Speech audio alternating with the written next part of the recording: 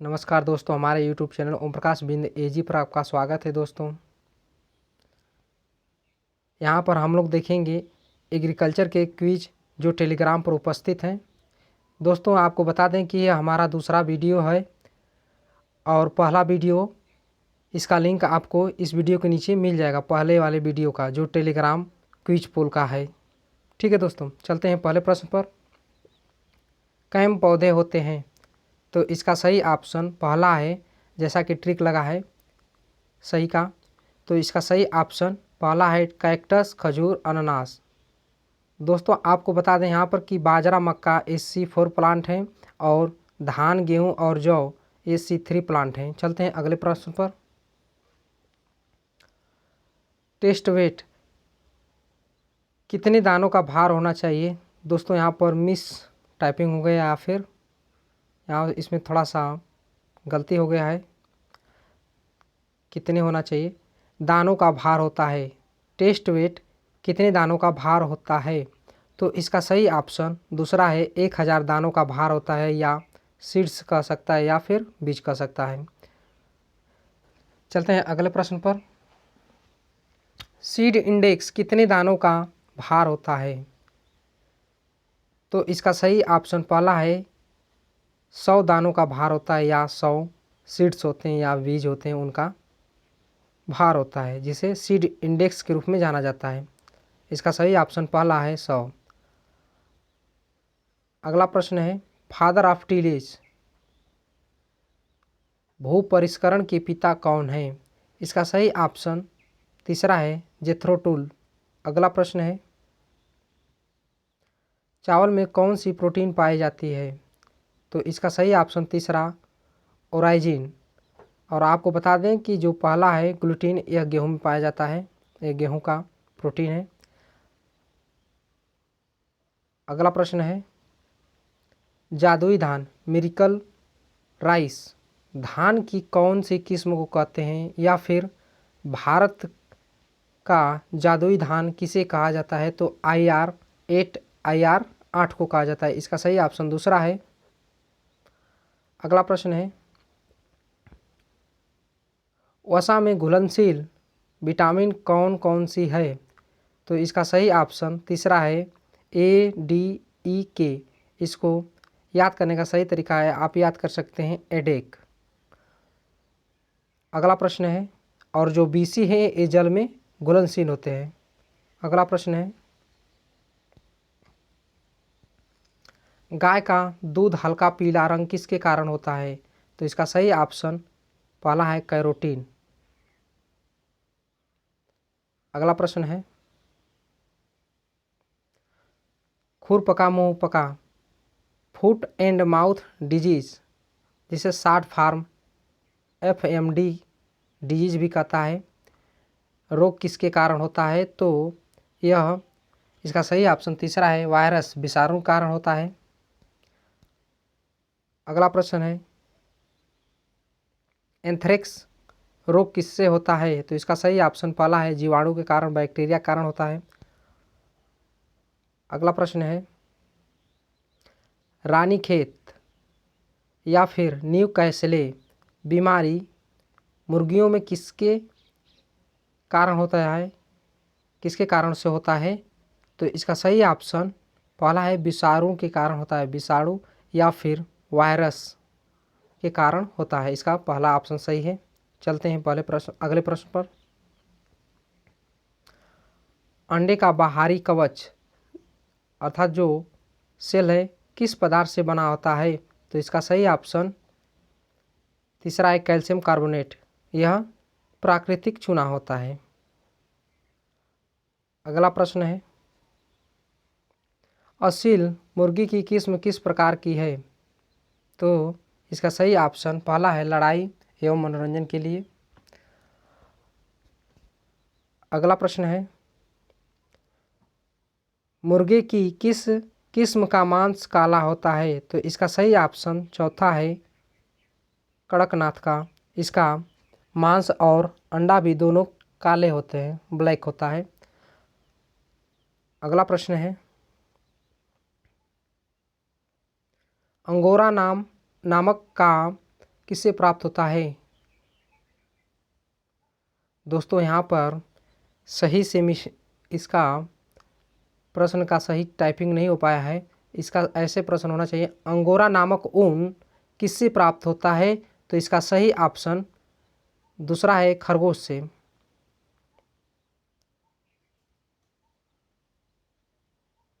अगला प्रश्न है, सानेन बकरी का उद्भव या उत्पत्ति स्थल देश है। तो इसका सही ऑप्शन चौथा है, स्विट्जरलैंड। अगला प्रश्न है, भारत में सबसे ज़्यादा ऊँटों की संख्या किस राज्य में पाई जाती है। तो इसका सही ऑप्शन चौथा, राजस्थान। अगला प्रश्न है, किस जानवर को गरीब की गाय कहा जाता है या फिर किस पशु को गरीब की गाय बोला जाता है या कहा जाता है। तो इसका सही ऑप्शन दूसरा है, बकरी को। अगला प्रश्न है, सुरती किसकी किस्म है। तो यहाँ पर विशेष कर बकरी की करेंगे लगाएंगे, और वैसे तो सुरती एक भैंस की भी किस्म है। चलते हैं अगले प्रश्न पर। ब्लैक बंगाल बकरी की किस्म की उत्पत्ति स्थल है। तो इसका सही ऑप्शन डी या चौथा, पश्चिम बंगाल। अगला प्रश्न है, भारत की सबसे ऊंची भेड़ की नस्ल है। इसका सही ऑप्शन दूसरा है, नेल्लौर। अगला प्रश्न है, रेम्बुले नस्ल के मेरिनो मढ़ो अर्थात नर क्रॉस मालपुरा नस्ल की भेड़ अर्थात मादा अविकानगर टोंक राजस्थान द्वारा विकसित की गई भेड़ की प्रजाति कौन सी है। तो इसका सही ऑप्शन डी है, अविकालीन। अगला प्रश्न है,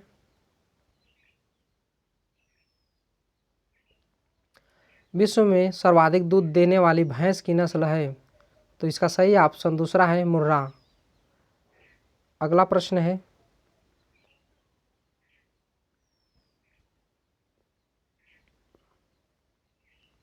सबसे अधिक दूध में वसा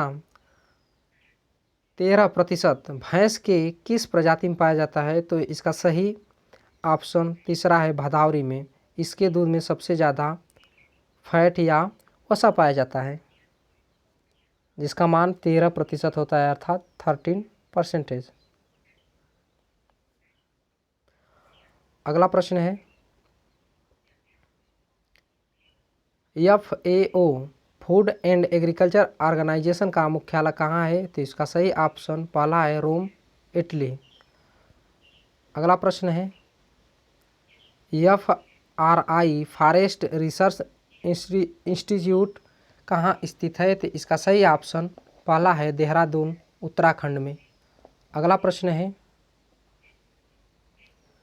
WTO वर्ल्ड ट्रेड ऑर्गेनाइजेशन विश्व व्यापार संघ रोम, इटली की स्थापना कब हुई। तो इसका सही ऑप्शन तीसरा है, 1 जनवरी 1995। अगला प्रश्न है, अपेडा, इसका कभी कभी फुल फॉर्म भी पूछ लेता है।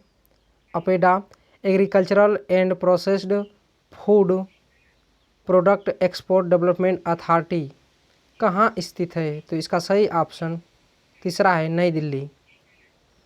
अगला प्रश्न है, IRRI international rice research institute कहाँ स्थित है।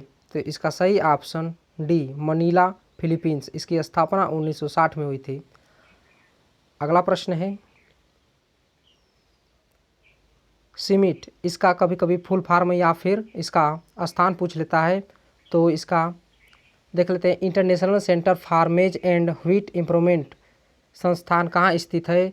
तो इसका सही ऑप्शन तीसरा है, मैक्सिको में। अगला प्रश्न है, ICARDA international centre for agricultural research in dry land area संस्थान कहाँ स्थित है? तो इसका सही ऑप्शन चौथा अर्थात डी, एलिपोसिरिया।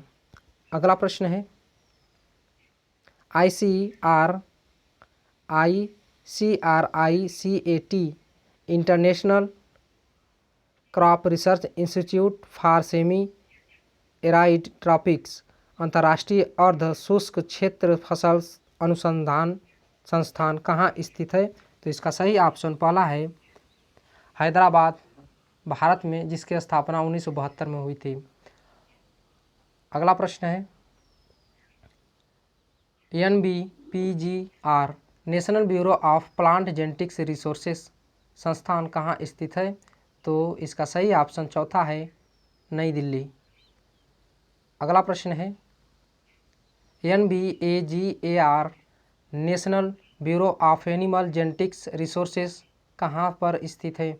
दोस्तों आपको ये बता दें कि यहाँ पर सभी जो संस्थान हैं लगभग जो मुख्य हैं उनका क्विज टेलीग्राम पर अपलोड है और इसका वीडियो भी आपको यूट्यूब के माध्यम से मिल जाएगा।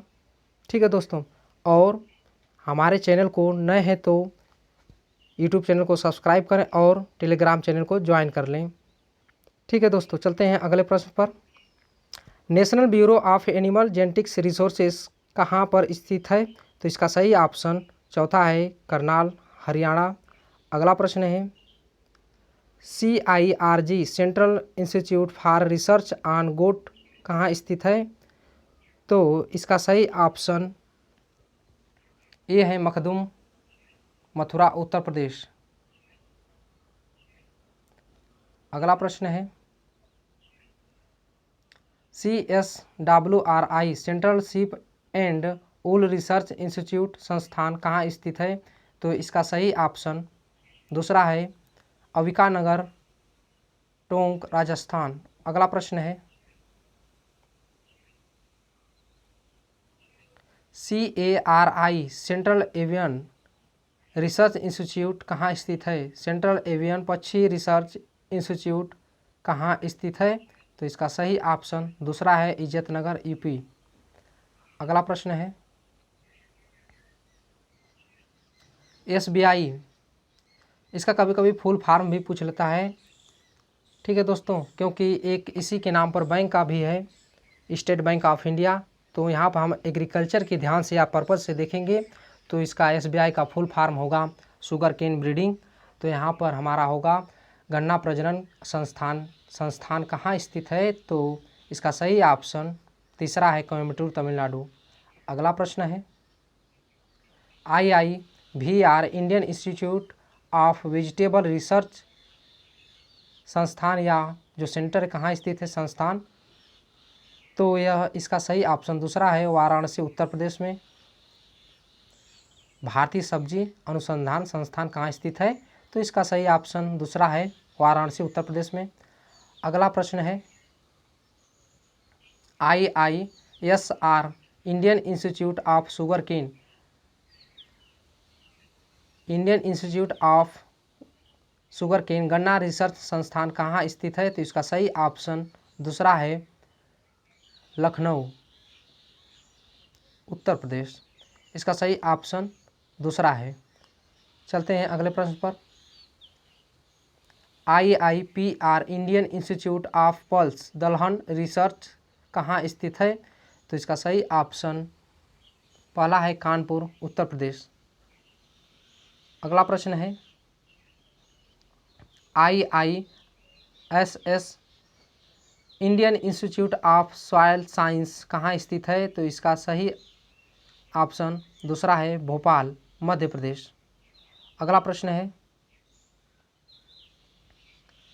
CTRI central tobacco research institute कहाँ स्थित है? तो इसका सही ऑप्शन तीसरा है राजमुंद्री, आंध्र प्रदेश। अगला प्रश्न है CRRI central rice research institute कहाँ स्थित है? तो इसका सही ऑप्शन चौथा अर्थात डी, कटक, उड़ीसा में। अगला प्रश्न है काजरी central arid zone research institute केंद्रीय शुष्क क्षेत्र अनुसंधान संस्थान कहाँ स्थित है? तो इसका सही ऑप्शन पहला है जोधपुर राजस्थान। अगला प्रश्न है सीफे सीफे central institute of fisheries education कहाँ स्थित है? तो इसका सही ऑप्शन पहला मुंबई महाराष्ट्र। अगला प्रश्न है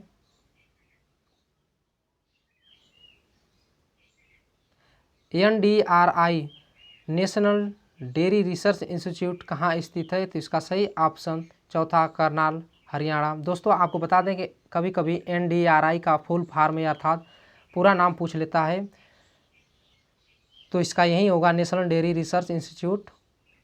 ठीक है दोस्तों, यह जो स्थित है करनाल हरियाणा में स्थित है। अगला प्रश्न है IVRI Indian veterinary research institute कहाँ स्थित है? तो इसका सही ऑप्शन पहला है इज्जतनगर बरेली उत्तर प्रदेश। इसका भी कभी कभी फुल फॉर्म पूछ लेता है या पूछ सकता है। चलते हैं अगले प्रश्न पर। IARI Indian agriculture research institute कहाँ स्थित है? तो इसका सही ऑप्शन दूसरा है बी पूसा नई दिल्ली। अगला प्रश्न है न्यूनतम समर्थन मूल्य MSP किसके द्वारा लागू होता है? तो इसका सही ऑप्शन पहला है कृषि लागत एवं मूल्य आयोग द्वारा CACP द्वारा लागू होता है।